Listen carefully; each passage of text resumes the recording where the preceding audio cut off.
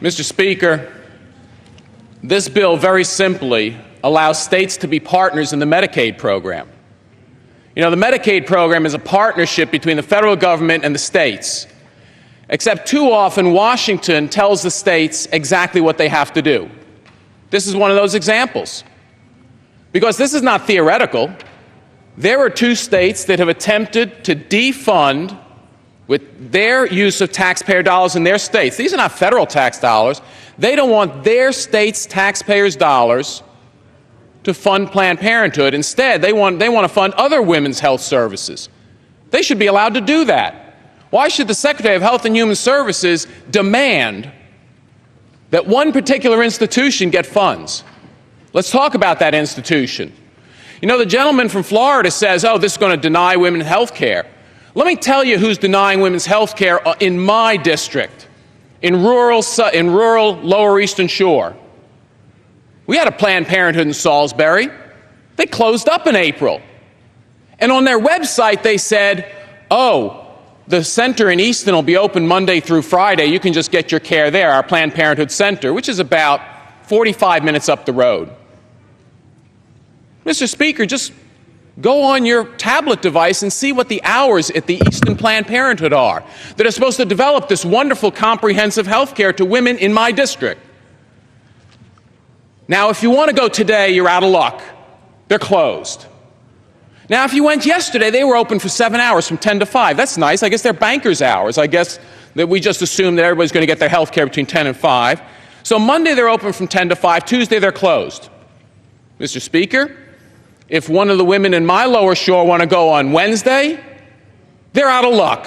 They're closed. If they want to go on Thursday, they're in luck. They're open for 7.5 hours from 11 to 6:30.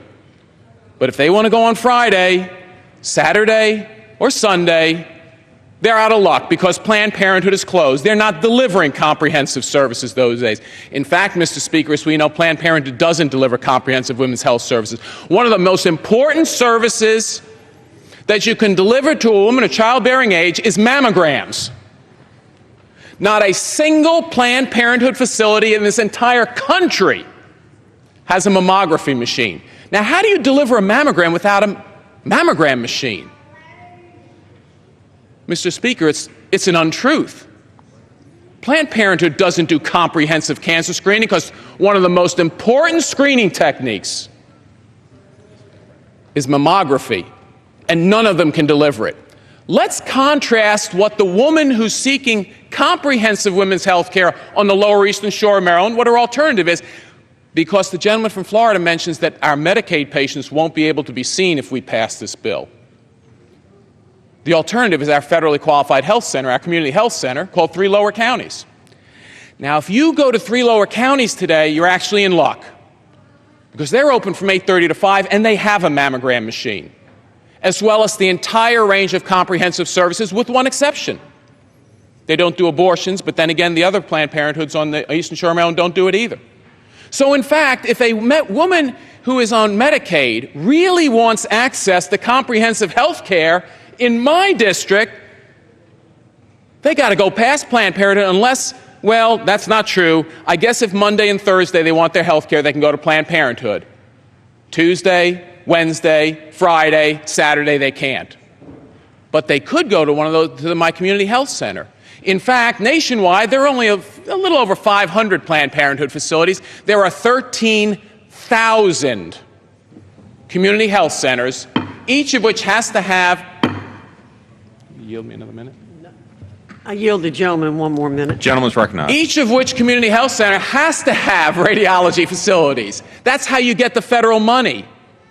So in fact, if we really want to let our states, by their choice, we're not forcing states, we're not saying that a state can't fund Planned Parenthood. Look, I come from the state of Maryland, we'll probably choose to do it.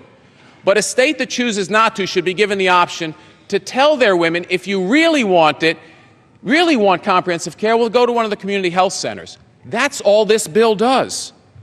This doesn't limit care, this expands care, because this tells women you don't have to go to the Monday and Thursday only clinic that can't give you a mammogram.